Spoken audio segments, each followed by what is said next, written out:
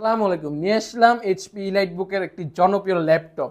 Ryzen প্রসেসরের মধ্যে অনেকেই এই মডেলটা শুনেছেন। এটা মডেলটা যদি বলি 745G6, HP ইলাইটবুক 745G6 Ryzen 7 processor দিয়ে। সাধারণত আপনারা রাইজেন 5 প্রসেসরটি অ্যাভেলেবেল বেশি দেখেছেন, এবারকে নিয়ে আসলাম রাইজেন 7 প্রসেসর।